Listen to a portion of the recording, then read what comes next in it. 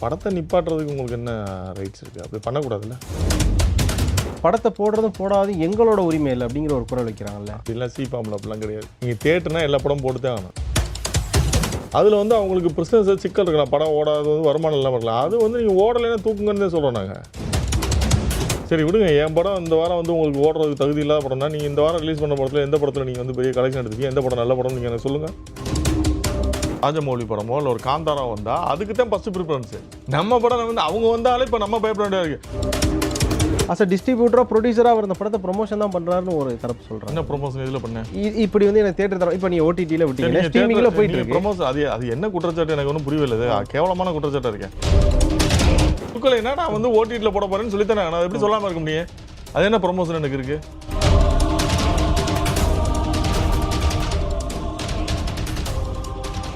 Malaimurasu swipe நேயர்களுக்கு வணக்கம். இன்றைய சிறப்பு நேர்காணலில் நம்மோடு இணைந்திருக்கிறார் திரைப்பட தயாரிப்பாளர் திரு சுரேஷ் காமாட்சி அவர்கள். வணக்கம். வணக்கம். வணக்கம். எப்படி இருக்கீங்க? நல்லா இருக்குங்க. நீங்கள் நல்லா இருக்கேன் அப்படின்னு சொன்னாலும் இன்னொரு பக்கம் நீங்கள் உங்களுக்கு வர பிரச்சனைகள்லாம் பார்க்கும்போது இதை கேட்டுட்டு எப்படி நீங்கள் நல்லா இருக்கேன்னு சொல்கிறீங்கன்ற மாதிரியான ஒரு விஷயம் என் மனசில் ஓடுது.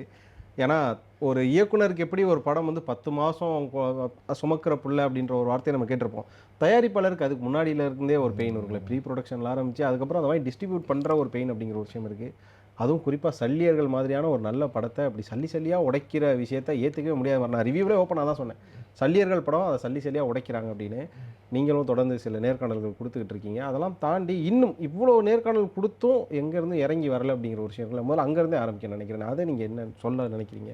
அது வரமாட்டாங்க. எப்படி வருவாங்க? தவறு தெரிஞ்சு எப்படி வருவாங்க? சுப்பிரமணியன் மட்டும் ஒரு அறிக்கை கொடுத்துருந்தது, ஒரு பதில் சொல்லியிருந்தார். ஆமாம், படித்தேன் நான் இதில் பாலிமரில். இப்போ வியாழக்கிழமைக்கு புதன்கிழமை கேட்டால் எப்படி இருக்கும்? அப்படிலாம் கிடையாது, திங்கக்கிழமை கேட்டான். அவர் சொல்லியிருக்காரு, இப்போ ஒன்றும் கிடையாது, இனி வர்ற படங்களுக்காக கொடுத்தாங்கன்னா சந்தோஷம் தானே. சரி, நான் தான் வந்து தாமதமாக கேட்டேன், நீங்கள் முன்னாடியே நீங்கள் கேட்குற படங்களுக்காக தேட்டர் கொடுங்கன்றது தான். நம்மளோட தேட்டர் கொடுக்க மாட்டேன், சின்ன படங்களுக்கே கொடுக்க மாட்டேன்றது தான் நம்ம வந்து எதுக்குறோம். இது என் படத்துக்காக இல்லை, இது ஒட்டுமொத்த தமிழ் படங்களுக்காக சொல்கிறேன். நான் எனக்காகன்னு நான் பேசலை. நான் ஏன்னா திருப்பூர் சுப்பிரமணியம் அவர்கள் வந்து எப்போ இது மாதிரி ரிலீஸ் பிரச்சனைகள் வந்தாலும் உடனே அவங்ககிட்ட போகிற ஒரு வழக்கம் இருக்குது. ஆனால் எப்போதுமே ஒரு விஷயத்தை பாசிட்டிவாக பேசுகிறார். அவரே என்ன சொல்கிறாங்கன்னா, முதல் முறையாக ஒருத்தவங்க மேலே குற்றம் சாட்டுறாருன்னா இதான் நான் பார்க்குறேன். என்ன அப்படின்னா, படம் வந்து ஒரு வாரத்துக்கு 6 படம் வருது. நீங்கள் நியூஸ் பேப்பர் ஓப்பன் பண்ணிங்கனாலே அது நிறையா ஹின்ஸ் பார்த்தீங்க அப்படின்னா நிறையா படங்கள் பற்றி வருது. அப்போ சல்லியர்களும் அதில் ஒரு படமாக தான் நான் பார்க்குறேன். அப்போ அது வியாழக்கிழமை வருதுன்னு சொன்னால் அவங்க புதன்கிழமை வந்து அப்ரோச் பண்ணுறாங்க. ஸோ லத்தாஜிக் அப்படிங்கிற ஒரு விஷயம் அப்படிங்கிற மாதிரியான ஒரு விஷயத்தை தானே சொல்கிறாரு. ஸோ நீங்கள் அதில் அந்தந்த ஏரியா டிஸ்ட்ரிபியூட்டர் கொடுத்து முன்னாடியே தான் அப்ரோச் பண்ணோம். அதாவது வந்து அவர் திருப்பூர் சுப்பிரமணியன் இருக்க ஏரியாவில் கோயம்புத்தூரில் அவர்கிட்ட நம்ம கேட்டது வந்து அவர்கிட்ட அவங்க இருக்க ஏரியாவில் தான் பிரச்சனையே.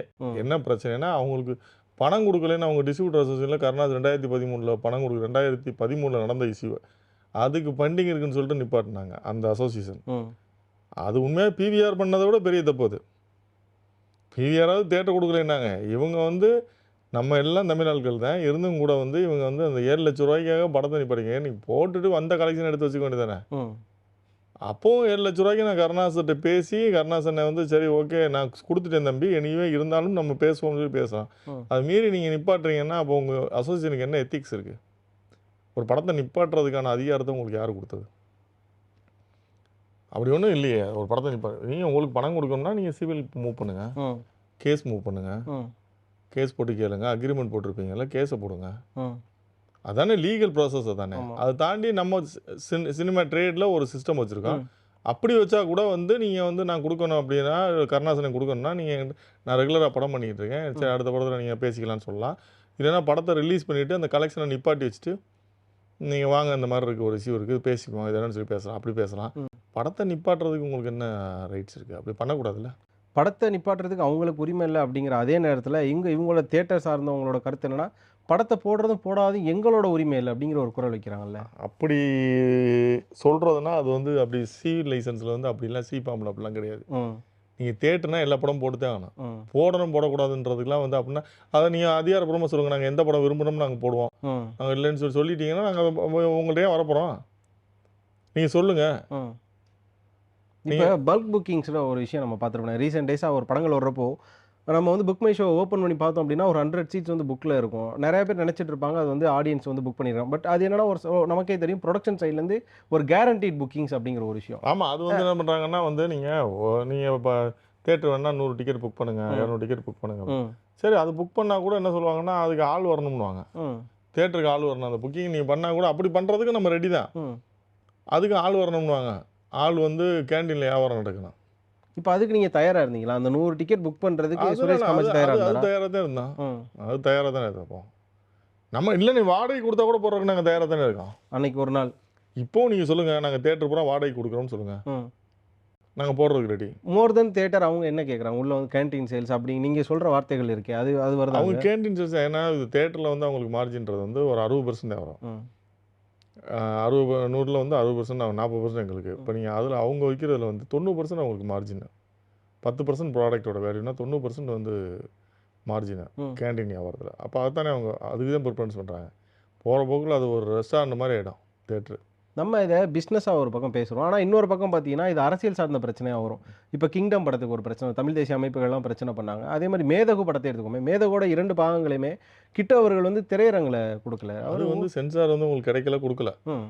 அதுக்குலாம் நம்ம ஃபைட் பண்ணுறது தப்பு. எப்போவுமே வந்து இந்திய அரசியலமைப்பு சட்டத்தில் நம்ம என்ன சொல்லியிருக்கோமோ அதுக்குள்ளே தான் நம்ம ட்ராவல் பண்ணணும். நம்ம அப்போ ஒரு முரணான விஷயத்தை நீங்கள் பண்ணக்கூடாதுன்னு சொல்லும்போது நம்ம பண்ணுறேன். இது தணிக்கை செய்யப்பட்ட படம். இதை போடுறதுல உங்களுக்கு என்ன சிக்கல் இருக்குது? ஏன்னா அவங்களோட பிரான்ச்சுங்கிறது இங்கே மட்டும், இப்போ சென்னையில் மட்டும் பிவிஆரோட பிரான்ச் இருந்தால் அவங்க எங்கே வேணாலும் இருக்கட்டும் தம்பி. நான் என்ன சொன்னேன், உலக நாடுகள் கூட இருக்கட்டும். நான் சொல்ல அந்தந்த மண்ணுக்குன்னு சொல்லிட்டு கவர்மெண்ட் வந்து ஒரு நீங்கள் இந்த மண்ணில் தமிழ் படம் தான் போடணும்னு ஒரு இது இருக்குல்ல, தமிழ் படங்களுக்கு தான் முன்னுரிமை கொடுக்கும். இப்போ நீங்கள் ஒரு கார்பரேட் வந்து இங்கே கம்பெனி ஆரம்பிக்கிறாங்க, நம்ம கவர்மெண்டோட ஃபஸ்ட்டு பீரியட் என்ன கேட்பாங்க? இங்கே இருக்கவங்கள வேலைக்கு அமர்த்தணும். அந்த அடிப்பில் தானே வரேன். அப்போ நீங்கள் தேட்டர் கொண்டு வரும்போது இங்கே உள்ள படங்களுக்கு முன்னுரிமை கொடுக்க நம்ம அரசாங்கம் சொல்லணுமா இல்லையா? நீங்கள் இப்போ என்ன படம் இங்கே முன்னுரிமை போயிட்டுருக்கு? பிறமொழி படங்கள் தான் இங்கே இருக்குது. இது நீங்கள் மற்ற மாநிலங்கள் இருக்கா? நீங்கள் போய் பாருங்கள். ஹைதராபாத்தில் இருக்கா, கர்நாடகா இருக்கா, மகாராஷ்டிராவில் இருக்கா, கேரளாவில் இருக்கா? அவங்களோட மொழி படங்கள் தான். அப்போ அப்போ நீங்கள் தமிழ் வாழ்க நீங்கள் வீட்டுக்குள்ளே கத்திக்கிட்டு இருந்தீங்கன்னா வாழ்ந்துருமா? இப்போ இதுக்கு தீர்வுன்னு ஒன்று வேணும் இல்லைன்னா? இப்போ வந்து நம்ம இங்கே பேசலாம், நீங்கள் இன்னொரு நேர்காணல் தீர்வுன்றது வந்து நீங்கள் அதான் சொல்கிறேன்ல, தமிழக அரசு வந்து கடுமையாக சொல்லணும். இந்த மாதிரி தமிழ் மொழி படங்களுக்கு முதல்ல முன்னுரிமை கொடுக்கணும். அதுக்கு மேலே மிச்சம் இருக்கிறத நீங்கள் தேட்டர் கொடுக்கணும். அதில் வந்து அவங்களுக்கு பிஸ்னஸ் சிக்கல் இருக்கலாம், படம் ஓடாது வந்து வருமானம் இல்லாமல் இருக்கலாம். அது வந்து நீங்கள் ஓடலைன்னா தூக்குங்கன்னு தான் சொல்கிறோம் நாங்கள். அது உங்களுக்கு உரிமை இருக்குது. கொடுக்கவே மாட்டேன்னு சொல்கிறதுக்கு உங்களுக்கு உரிமை இல்லை. நீங்கள் சொல்லுங்கள், அப்படி காம்படிட்டிவ் கமிஷன் இந்தியா அவங்களை சும்மா விட்டுருமா? அதுவும் பிரச்சனை தான். ஆமாம். அப்போ நீங்கள் ஓடலைன்னா தூக்குங்க, தப்பு இல்லை. இப்போ எனக்கே ஒரு படம் நான் பிஸ்னஸ் பண்ணுறேன், எனக்கு ஓடாத படத்தை நீங்கள் ஒரு படத்தை எடுங்க அப்படின்னு சொன்னால் நான் எடுக்க மாட்டேன். ஓடுற படத்தை தான் எடுக்கணும். ஆமாம். ஆனால் சினிமாவில் வந்து அப்படி நம்ம வந்து ஜட்ஜ் பண்ண, இந்த படம் ஓடாதுன்னு நினச்சி எந்த படத்தையும் ஜட்ஜ் பண்ண முடியாது. சரி விடுங்க, என் படம் இந்த வாரம் வந்து உங்களுக்கு ஓடுறதுக்கு தகுதி இல்லாத படம்னா நீங்கள் இந்த வாரம் ரிலீஸ் பண்ண படத்தில் எந்த படத்தில் நீங்கள் வந்து பெரிய கலெக்ஷன் எடுத்துருக்கீங்க, எந்த படம் நல்ல படம் நீங்கள் எனக்கு சொல்லுங்கள். இல்லை, நான் பார்த்த வரையும் சல்லியர்கள் அளவுக்கு எந்த படமும் இல்லை. அப்புறம் நீங்கள் ஏன் வந்து புறக்கணிக்கிறீங்க? எதுக்கு புறக்கணிக்கிறீங்க? நான் எனக்கு தெரிஞ்ச ஒரு இதில் ஒரு அரசியல் பார்வை இருக்கும்னு நான் பார்க்குறேன். அந்த அரசியல் அப்படிங்கிறது இந்த படத்தை திரையிடுறது மூலமாக, இது தமிழர்களோட உணர்வு சார்ந்த படம் தான், ஒரு இனத்தோட உணர்வு அப்படிங்கிறது ஒரு முதல் விஷயம் அதுதான். இதை தெளிகிறது மூலமாக நம்ம தமிழ்நாட்டிலேயே வியாபார ரீதியான பிரச்சனைகளை சந்திப்போம். அதே மாதிரி இப்போ எப்படி வந்து இது என்ன ஆகும்னா தம்பி, ஒரு காலகட்டத்தில் என்ன ஆகும்னா இந்த இண்டஸ்ட்ரி வந்து முடங்கிடும். தமிழ் இண்டஸ்ட்ரி முடங்கிடும். தமிழில் இருக்க திறமையாளர்கள் வெளியே வர முடியாது. நீங்கள் சின்ன படங்கள் நான் தேட்டரில் ஓட்டவே மாட்டேன்னு சொன்னீங்கன்னா இப்போ அவங்களுக்கு தேட்டருக்கு வந்து கண்டென்ட் தேவையில்லை, நம்ம கண்டென்ட் தேவையில்லை. ஏன்னா அவங்க வந்து ஹிந்தி படங்களையும் மலையாள படங்களையும் இங்கிலீஷ் படங்களையும் உள்ளே கொண்டு வந்து புகுத்தி அதுக்கு வந்து நம்மளை அடிமையாக்கிட்டாங்க. இதுதான் ஆரம்பத்தில் நடந்ததும், நம்ம மொழி அழிஞ்சதுக்கு காரணமாக அதுதான்.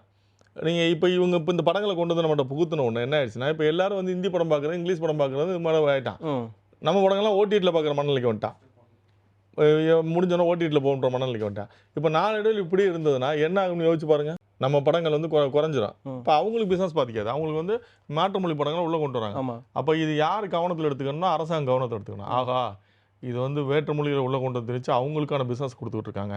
நம்ம இங்கே மாநிலத்தில் உள்ளவங்க 240,000 தொழிலாளிகள் இருக்காங்க, இவங்களுக்கான வாழ்க்கை வந்து பறிபோகுது, இவங்களுடைய உழைப்பு பாதிக்கப்படுது. ரெண்டாவது இங்கே உள்ள திறமையாளருக்கான சந்தர்ப்பம் கிடைக்காது, அடுத்த ஜென்ரேஷனுக்கான வாய்ப்பு இல்லாமல் போயிடும். அப்போ நம்ம இதை வந்து நம்ம உடனே வந்து ஒரு ஸ்கீம் போட்டு தமிழ் படம் மகாராஷ்டிரா நடந்துச்சா இல்லையா? ஆமாம். கர்நாடகாவில் வந்து டப்பிங் படத்தை கூட அலோவ் பண்ண மாட்டாங்க. அப்பயே இங்கே பண்ண முடியல. இந்த ஆபத்து ஏன் உங்களுக்கு புரியலன்ற? ஆனால் இங்கே தமிழ்நாடுங்கிறது நாட் ஓன்லி ஃபிலிம், எல்லா கல்ச்சரையுமே அடாப்ட் பண்ணுறது தான் நம்ம இது. நம்ம அதை மறுக்கலை, பேன் இண்டியா மூவி நம்மளும் வந்துட்டோம். நான் என்ன சொல்கிறேன்னா முன்னுரிமை எங்களுக்கு கொடுங்கன்றோம். பனியே கர்நாடகா பெங்களூர் ஆந்திராவில் வந்து நம்ம படம் போடுறோம். ஆமாம், அவங்க அலோவ் பண்ணுறாங்க. ஆனால் என்ன சொல்கிறாங்கன்னா இப்போ ஜனநாயகனுக்கே விஜய் சாருக்கே அவங்க படத்துக்கு போனது போக பேலன்ஸ் தேட்டர் தான் கொடுக்குறாங்க. தூக்கி கொண்டு வந்து நமக்கு முன்னாடி கொடுக்கல. அப்போ நம்ம ஆளுகள் என்ன பண்ணுறாங்க, ஹைதராபாத் இப்போ நம்ம சினிமாவில் உள்ளவங்க என்ன பண்ணுறாங்க, நம்ம டிஸ்ட்ரிபியூட்டர் அங்கே வந்து ஏதாவது பெரிய ஆர்டிஸ்ட் படம் வச்சுன்னா அந்த படம் வருது நம்ம தேட்டர் கொடுக்க மாட்டாங்கன்னு முடிவு பண்ணிடுறாங்க. ஃப்ரீயாக இருக்கும்போது தான் போகிறாங்க. அந்த நிலையை இங்கே இல்லைன்றேன்.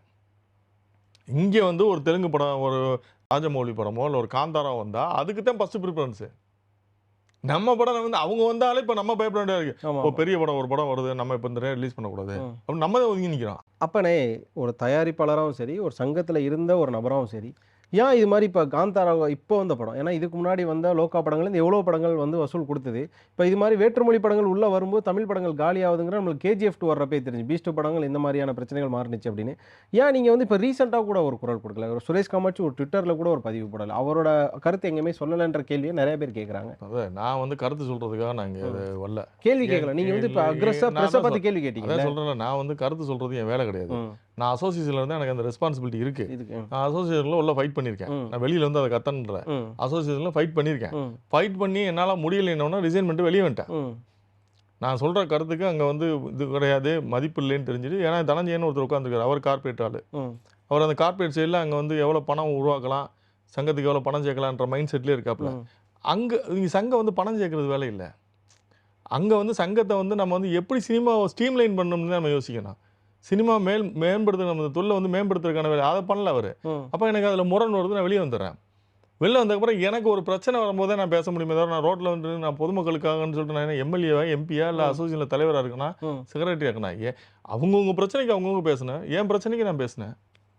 Suresh Kamatchi have any solution for that அப்படின்ற ஒரு விஷயம் இருக்குல்ல, உங்கள்கிட்ட ஏதேனும் இதுக்கான தீர்வு இருக்கா? தீர்வுன்றது முதல்ல வந்து அரசாங்கம் வந்து தமிழ் படங்களுக்கு முன்னுரிமை கொடுக்கணும்னு சொல்லணும். இங்கே PVRலேருந்து எல்லாருக்குமே வந்து இந்த மாநிலத்தில் நீங்கள் பிஸ்னஸ் பண்ணுறீங்க, இங்கே உள்ள மக்கள் தான் படம் பார்க்குறாங்க, இங்கே எங்கள் மக்களுக்கான போது, ஸோ இங்கே வந்து நீங்கள் தமிழ் படங்களுக்கு முன்னுரிமை கொடுக்கணும் அரசாங்கம் சொல்லணும். அசோசியேஷன்களும் அதை வரைமுறைப்படுத்தணும். தேட்டர் வந்து இப்போ நீங்கள் இப்படிலாம் இந்த மாதிரி சின்ன படங்கள்லாம் புறக்கணிக்கக்கூடாதுன்னு சொல்லணும். இவங்க 2 பேரும் சேர்ந்து பண்ணால் ஈஸியாக முடிஞ்சிடும். ஒரு பக்கம் நீங்கள் உணர்வோ வழியோ இதை பேசுகிறப்ப இன்னொரு தரப்பு சொல்லிட்டு இருக்காங்க, சுரேஷ் காமாட்சி இந்த படத்தை ப்ரொமோஷன் பண்ணுறாரு. ஏன்னா இப்போ ப்ரொமோஷன் பாசிட்டிவ் நெகட்டிவ் 2 பக்கம் வந்துருச்சு. அஸ் அ டிஸ்ட்ரிபியூட்டராக ப்ரொடியூசராக அவர் இந்த படத்தை ப்ரொமோஷன் தான் பண்ணுறாருன்னு ஒரு தரப்பு சொல்கிறாங்க. என்ன ப்ரொமோஷன் இதில் பண்ணேன்? இப்படி வந்து எனக்கு தேட்டர் தரம் இப்போ நீங்கள் OTTயில் விட்டீங்க, ஸ்ட்ரீமிங்கில் போயிட்டு இருக்கு ப்ரொமோஷன். அது என்ன குற்றச்சாட்டு எனக்கு ஒன்றும் புரியவில்லை. கேவலமான குற்றச்சாட்டாக இருக்கேன். நீங்கள் தேட்டரில் படம் போயிட்டு அதுக்கப்புறம் நான் உட்காந்து ஒரு இடத்துல பேசுகிறேன்னா அது ப்ரொமோஷனு. தேட்டர் கிடைக்கலன்றது எப்படி ப்ரொமோஷன் ஆகும்? இப்போ அதுதான் இப்போ நான் வந்து OTTயில் ஸ்ட்ரீம் பண்ணேன், நீ அன்னைக்கு அதை சொல்லித்தானே. ஆமாம், நீ கொடுக்கலைன்னா நான் வந்து OTTயில் போட போகிறேன்னு சொல்லித்தானே. நான் எப்படி சொல்லாமல் இருக்க முடியும்? அது என்ன ப்ரொமோஷன் எனக்கு இருக்குது? அதுதானே சொல்கிறாங்க, இது வந்து படத்துக்கான இது ஒரு வே ஆஃப் இருக்கட்டும். அப்படியே கூட இருக்கட்டும், என்ன தப்பு இருக்குது? எனக்கான சந்தை இருக்குன்ற நான் உருவாக்கி. நீ இப்போ எனக்கு என்ன சொன்ன, நீ எனக்கு வந்து வியாபாரம் இல்லைன்னு சொல்கிறது, அந்த படத்துக்கான வியாபாரம் இல்லைன்னு சொல்லி புறக்கணிச்சேன். எனக்கு வியாபாரம் இருக்குன்னு நான் ப்ரூவ் பண்ணுறேன். அது சைடில் என்ன தப்பு இருக்குது? இப்போ சூர்யா அவர்கள் வந்து சூரரை போட்டு ஜெய்பீம் 2 படம் கொடுத்தா, 2 OTTயில் கொடுத்தாரு. அப்போ திரையரங்க உரிமையாளர்கள்லாம் என்ன விஷயம் பேசினாலும் உங்களுக்கு தெரியும்னு நினைக்கிறேன். இனிமேல் சூர்யா படத்தை நாங்கள் வந்து தியேட்டரில் திரையிட மாட்டோம் அப்படின்னு சொல்லி அப்போ ஒரு விஷயம் சொன்னாங்க.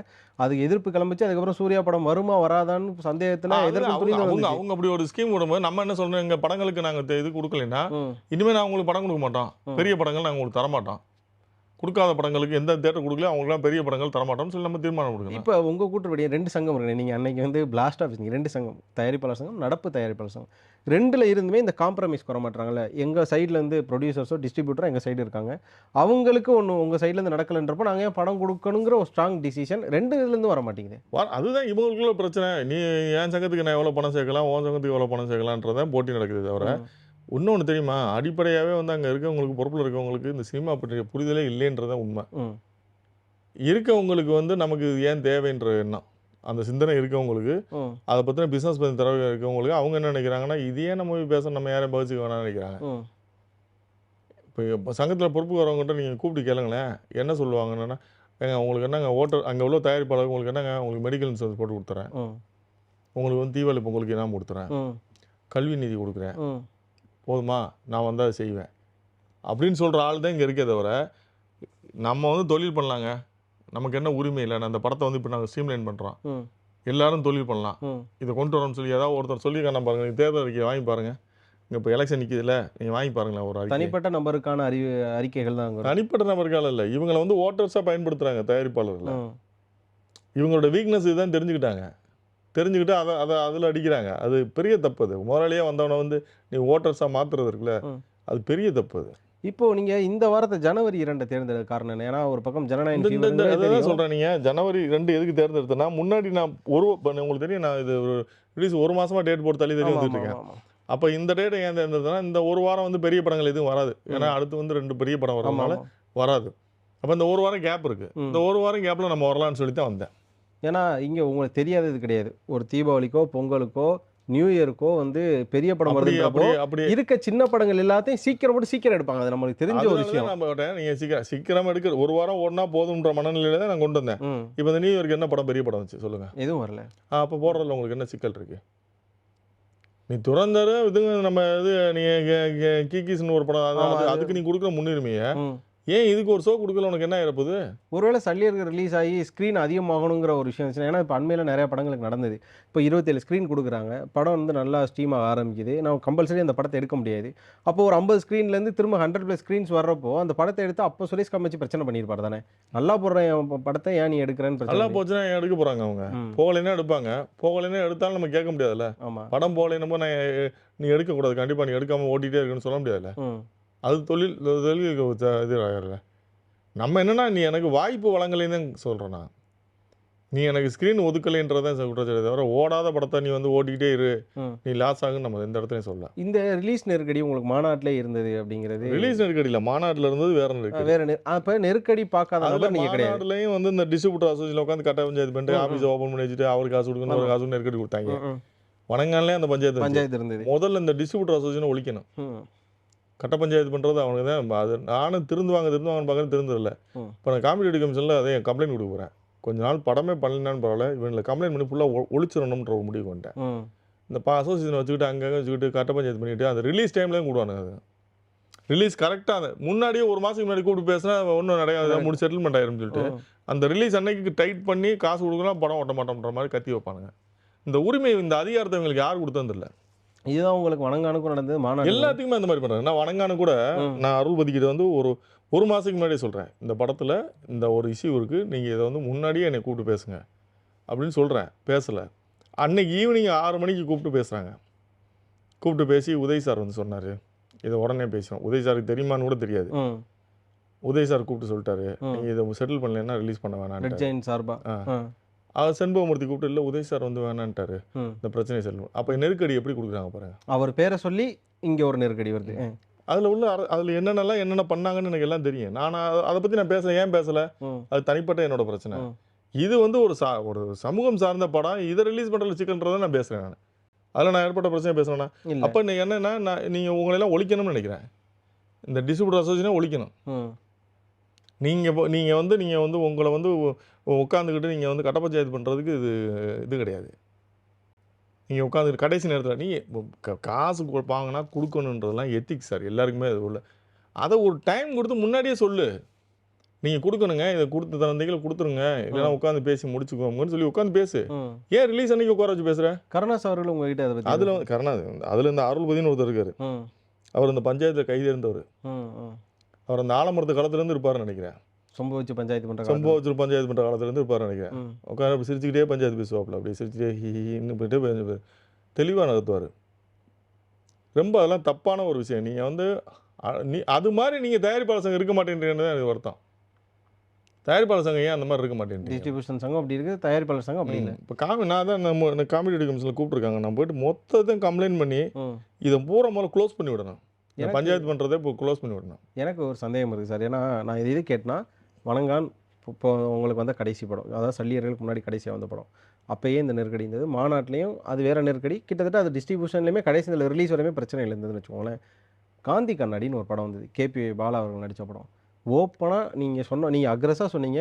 அவர் வந்து கொஞ்சம் கைண்ட் ரெக்வெஸ்ட்டாக சொல்கிறார், எங்களுக்கு வந்து ஸ்க்ரீன்ஸ் கொடுக்கல, ஸ்க்ரீன்ஸை ரொம்ப கம்மி பண்ணிக்கிட்டு இருக்காங்க அப்படின்னு. ஏன் ஒரு நலிந்த கலைஞர்களோ இல்லைனா புதுமுக அது இயக்குனர்களோ கொடுக்கணுன்றதுல அதை காந்தி கண்ணாடிக்காவது ஸ்க்ரீன் கொடுத்து கம்மியாக கொடுத்தாங்க. ம். எனக்கு கொடுக்கவே இல்லைன்றதான் குற்றச்சாட்டு. ம். எனக்கு பிவிஆரில் ஒரு ஸ்க்ரீன் கூட கொடுக்கலன்றதான் குற்றச்சாட்டு. எனக்கு அதுதானே ஆச்சரியமே. நீங்கள் முதல் படம் பண்ண ஆள் கிடையாது. இது உங்களுக்கு முதல் படமே கிடையாது. அதுதான் உள்ள சொல்கிறேன். உங்களுக்கு நான் பழக்க அதான் வழக்கமும் சொல்கிறேன். நீ இல்லையே. என் பேனரில் உள்ள படத்தை ஏதாவது ஒரு தப்பான படம்னு சொல்லு. ம். நீங்கள் எடுத்த படம் பூரா குப்பை படங்க அதுக்கெல்லாம் நாங்கள் தேர்வு கொடுக்கணும்னு சொல்லு. ஓடும் ஓடாதுன்ற நீனும் தீர்மானிக்க முடியாது, நானும் தீர்மானிக்க முடியாது. ம். அப்படி சொல்லு நின்று. அது ஏன் ஒருத்தன் அதில் நடித்த நடிகரோட வாழ்க்கை என்ன ஆகுறது, அதில் நடித்த நடிகரோட வாழ்க்கை, டேரக்டரோட வாழ்க்கை, எல்லா வாழ்க்கையும் பாதிக்குதுல. நீ உங்கள் சுயநலத்துக்காக மற்றவங்களையும் காலி பண்ணுற. எல்லாத்துலேயும் படம் பார்க்கணும்னு நினச்சா முடியுமா? இப்போ நான் 10 படம் தயாரிக்கிறேன், எல்லா படமும் எனக்கு ஹிட் ஆகும்னு நினச்சா நடக்காது. சினிமான்ற ஒரு ரொட்டேஷன் தான், ரோலிங். யார் எப்போ மேலே போவா யார் கீழே வரான்னு. அப்போ நீ வந்து கொஞ்சம் டிரான்ஸ்பரண்டாக இருங்க. இப்போ நீங்கள் நான் பேசுகிறது வந்து நான் பேசுகிறேன், நிறைய பேர் பேச மாட்டாங்க, அவ்வளோதான். பேசுனதுக்கப்புறம் நிறைய பேர் ஃபோன் பண்ணுவாங்க, நீங்கள் வந்து சூப்பராக பேசுனீங்க, ஏங்க நீங்கள் பேச மாட்டீங்கன்னா, இல்லை இவங்க அப்படி பண்ணிடுவாங்க அப்படி பண்ணுவாங்க. பயந்துகிட்டே இருந்தால் என்னைத்தான் சொல்யூஷன், எப்படி தான் தொழில் பண்ணுறது, இதுதான் தொழில்னு ஆயிடுச்சு. இவங்களை பேசவே கூடாதுன்னு எப்படி தொழில் பண்ணுறது? அவங்களே என்னைக்கு தான் உணர்வாங்க அதை, ஐயோ நம்ம பண்ணுறது தப்புன்றதை அவங்க என்னைக்கு தான் உணர்வாங்க. அவங்களுக்கு அது நீட் இல்லைண்ணே. ஏன்னா அவங்க வந்து 11 மாதம் வந்து தேட்டரை பூட்டி போட்டாலும் அவங்களுக்கு 2 படம் ரிலீஸ் ஆனால் போதும். அவங்க இங்கே தமிழ்நாட்டில் ப்ராஃபிட் எடுத்துறாங்க. அப்படி நீங்கள் சொல்கிறீங்க. நீங்கள் தேட்டர் அசோசியேஷன் யார்ட்டே கேளுங்க, எங்களுக்கு ஒன்றுமே கிடையாது, நாங்கள் எங்களுக்கு தேட்டர் வாடகை கட்டுறது கூட இது கிடையாது, எங்கள் எலக்ட்ரிக் பில் சார்ஜ் கூட வராதுன்னுவாங்க. ஆனால் நாங்கள் கட்டுற கியூப் காசு அவங்களுக்கு தான் போகுது. ஆமாம், புக் மை சொல்ல வந்து 15% அவங்களுக்கு போகுது. மெயின்டெனன்ஸ் சார்ஜ் ஆந்திராவிலாம் 2%, இங்கே பார்த்தீங்கன்னா 5%. கவர்மெண்ட்டே கொடுத்துருக்கு அந்த சலுகையை. கவர்மெண்ட்டு சும்மா இருக்காமல் நம்ம ப்ரொடியூசருக்கு அள்ளி கொடுத்தது மாதிரி, இங்கே லாபம் கொட்டிட்டு வர மாதிரி மெயின்டெனன்ஸ் சார்ஜ் 5% சொல்லி போட்டு அது கொடுத்துருக்காங்க. அது உங்கள் கையிலேருந்து தான் போகுது. எங்கள் கையிலேருந்து போகுது. லோக்கல் டேக்ஸ் 8% வாங்கிறாங்க, அது இப்போ கொஞ்சம் குறைஞ்சிருக்கு. ஜிஎஸ்டி 12%. என்ன நிற்கும் ப்ரொடியூசருக்கு? இப்போண்ணே ஓடிடி வந்தப்போ அதை ஆதரித்ததும் தயாரிப்பாளர்கள் தான். தேட்டர் ஒரு பக்கம் டிமாண்ட் பண்ணுறப்ப நாங்கள் நேரடியாக ஓடிடி போகிறோம், ஓடிடி போனோம் நீங்கள் தான். அதுக்கப்புறம் இப்போ ஓடிடி கைவிடுறப்ப தேட்டர்கிட்ட போய் நிற்கிறோம் தயாரிப்பாளர்கள் தான். அப்படின்ற பட்சத்தில் அரசனை நம்பி புருஷனை கைவிட்ட கதையா? நீங்கள் தானே முதல்ல காலங்காலமாக இருந்த தேட்டரை விட்டுட்டு நீங்கள் ஓடிடி போனீங்க. இப்போ ஓடிடியில் அந்த ரெஸ்ட்ரிக்ஷன்ஸ் நீங்கள் சொல்கிறீங்க, 100 நாள் கழிச்சு தான் படம் வரணும்னு சொல்லி சொல்கிறோம். இப்போ அங்கேயும் நீங்கள் தானே நிற்கிறீங்க. அப்போ அதுக்கான காரணம் யாராக இருக்கா? ஓடிடிக்கு இப்போ திரையரங்கிலும் நீங்கள் காலங்காலமாக படம் ரிலீஸ் பண்ணிருந்தீங்க, திடீர்னு ஓடிடி வருது, உங்களுக்கு அதிகமான பணம் தரான லாபம் தரான் அப்படின்னா நீங்கள் ஓடிடி படம் கொடுக்க ஆரம்பிக்கிறீங்க, திரையரங்கு ஒரு பக்கம் வந்து உட்கார ஆரம்பிக்கிறாங்க. இப்போ ஓடிடி நிறையா ரெஸ்ட்ரிக்ஷன்ஸ் கொடுக்குறான் அப்படின்னா திரும்பவும் நீங்கள் திரையரங்கம் பக்கம் திரும்புறீங்கல்ல. அப்போ இந்த தவிர யார் மேலே சொல்கிறது? தயாரிப்பாளர் மேலே தானே சொல்லணும். இதையும் அதுதான் நான் தப்புன்னு சொல்லி, அது நான் வந்து நான் சரின்னு சொல்லிடுறேன். அது தவறு தான். அது ஓடிடி பக்கம் வந்தாலும் ஓடிடி பக்கம் போனதுனால தான் இண்டஸ்ட்ரி கெட்டுச்சுன்றதுலாம் நான் மறுக்கலை. ஏன்னா அவங்க ஒரு விலை கொடுத்தாங்க, விலை கொடுத்ததுக்கப்புறம் எல்லாம் அங்கே போனதுனால வந்து ஒட்டுமொத்தமாக எல்லாரும் சம்பளம் ஏறிச்சு. இப்போ அது வந்து திரும்ப அவங்க இறங்கணுன்னா அதை வந்து நம்ம வந்து சரி பண்ண முடியாமல் சொல்ல மாட்டேன். அதனால் நான் சரி நியாயப்படுத்துறேன்.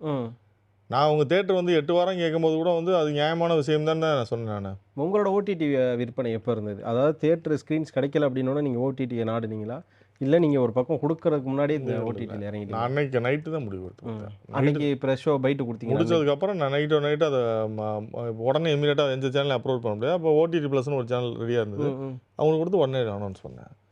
அப்போ கூட நீங்கள் கொஞ்சம் அழுத்தம் கொடுத்து பேசியிருக்கலாம்ல. நீங்கள் அப்போயுமே ஒரு ஸ்டபனாக முடிவு எடுத்தீங்கன்னு எடுத்துக்கலாமா? ஆமாம், நீ என்னை புறக்கணிக்கும் போது நான் ஏன் உங்கள்கிட்ட அழுத்தம் கொடுத்துட்ருக்கேன்னா, நான் எனக்கு இருக்குன்றதை நான் காட்டுறேன், எனக்கு அந்த படத்துக்கான வியாபாரம் இருக்குன்னு நான் காட்டுறேன். ஏன் ஒன்றரை அழுத்தம் கொடுத்து கெஞ்சிட்டு இருக்கேன்னா? அப்போ ஒரு வியாபாரியாகவே நான் ஒரு சைடை சொல்கிறேன். நீங்கள் வியாபாரத்துக்கு பேசுகிறீங்க, நானும் வியாபாரியாக சொல்கிறேன். ஓடிடியில் எனக்கு தெரிஞ்ச வரை நீங்கள் என்ன படம் கொடுக்கல. படம் வந்து ஓடிடி கூட நேரடியாக தேட்டர் கொடுக்குறீங்க. அந்த படத்தோட இயக்குனர் 2 படத்தையும் ஓடிடிக்கு தான் கொடுத்துருக்காரு இதுக்கு முன்னாடி. அதில் வந்து கருணாஸ் அப்படிங்கிற ஒரு முகத்தை தாண்டி உள்ளே வந்து பெரிய வேல்யூவான ஃபேஸ் இல்லை. கதையும் ஒரு அரசியல் சார்ந்த ஒரு கதை. இது வந்து கலவரமாகுமா, பிரச்சனையாகுமா, அரசியலாகுமா அப்படிங்கிற சந்தேகத்தோட, இது வசூலாகுமான்ற சந்தேகத்தோட எப்படி இந்த படத்தை எடுக்கிறதுன்ற ஒரு சந்தேகம் இருக்கும்ல வியாபாரிக்கு. அதுதானே தேட்டரோட நிலைப்பாடு. இப்போ இது யார் பண்ண வேண்டிய வேலை? சென்சார் பண்ண வேண்டிய வேலை. சென்சார் பண்ணி தானே நீங்கள் தேட்டர் கொண்டு வரீங்க. ஆமாம், அப்போ நீங்கள் சென்சாரில் தான் அதை கேட்கணும். இந்த மாதிரிலாம் படங்கள்லாம் வந்து ரவுடிசம் பண்ணுற படங்கள், வெட்டு குத்து நடக்கிற படங்கள், ஜாதி கலவரத்தை தூண்டுற படங்கள்லாம் நீங்கள் கொடுக்கூடாதுன்னு நீங்கள் சென்சாரில் சொல்லணும். இது நீங்கள் எங்கிட்ட சொல்லக்கூடாது. சென்சார் வந்து அதெல்லாம் இல்லைன்னு சொல்லி தானே சர்டிஃபிகேட் கொடுக்குறான், அதை வச்சு தானே உங்கள்கிட்ட வர்றான். அப்புறம் நீங்கள் அதில் என்ன என்ன ஏ சர்டிஃபிகேட்டாக கொடுத்து படமா அது ஏன் வரப்போகுது? அது இதெல்லாம் இது சப்பக்கட்டு மாதிரி இருக்குது. நீங்கள் சொல்கிறது பதிலே இது கேள்வியே தப்பான கேள்வியாகவே இருக்கக்கூடாது அப்படின்னு. இது என்ன கேள்வியே இது கிடையாது, ராஜி கிடையாது. சென்சார் பண்ண படத்தை ரிலீஸ் பண்ணுறதுல அது வரும் இது வரும்னா அது எப்படி வரும்? இதை கேட்டதுக்கு தானே அவங்க என்ன சொல்கிறாங்கன்னா, கேரளா டைரியாக இருக்கட்டும், கிங்டமாக இருக்கட்டும், இதுவும் சென்சார் செய்யப்பட்ட படம் தான். எங்கேயும் ஆகாத பிரச்சனை தமிழகத்தில் ஆகுது. அரசியல்வாதிகள் பிரச்சனை பண்ணுறாங்க ஒரு படத்துக்கு. அப்போ இந்த படம் பேசுகிறப்ப இது கேரளா டைரி யார் பிரச்சனை பண்ணது? தமிழ் தேசிய அமைப்புகள் பண்ணாங்க. இங்கே தமிழ் தேசிய அமைப்புகள் படங்கள் வரும்போது வேறு யாரும் இங்கே அகேன்ஸ்டாக பண்ணுவான்னு நினைக்கிறீங்க? நான் என்ன அந்த படத்தை போய் கேரளாவில் போட்டேன்னா?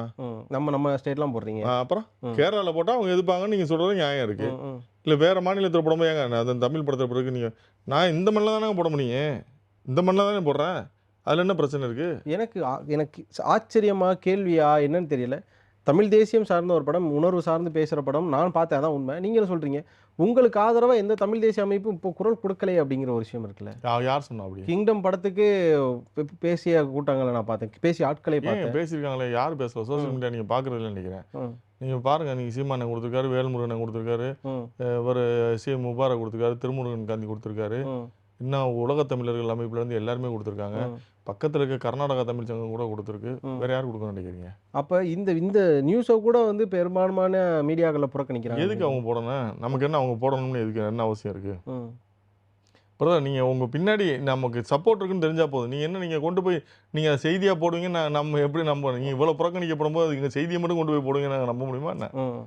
நாங்கள் எங்கள் ட்விட்டர் தளத்தை தான் போட்டிருக்கோமே. ஆமாம். அன்னைக்கு ப்ரெஸ் மீட்டில் வந்து உங்களை நோக்கி அதிகமாக வந்த ஒரு கேள்வி என்ன அப்படின்னா, இவ்வளோ படங்களுக்கு பேசாத சுரேஷ் காமாட்சி அவர் படத்துக்காக தான் பேசுகிறாரா?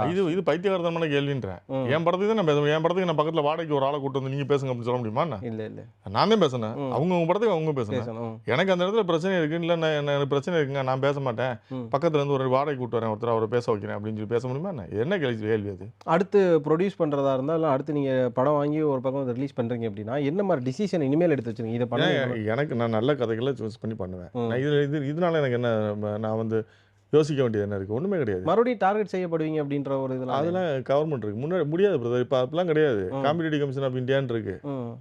அதெல்லாம் ஒன்றும் யாரும் டார்கெட் பண்ண முடியாது. சிசி இது நம்ம வந்து இந்த தொழிலுக்குள்ளே எல்லாரும் நண்பர்கள்ன்றதுனால கொஞ்சம் அட்ஜஸ்ட் பண்ணி போகிறோம், அவ்வளோதான்.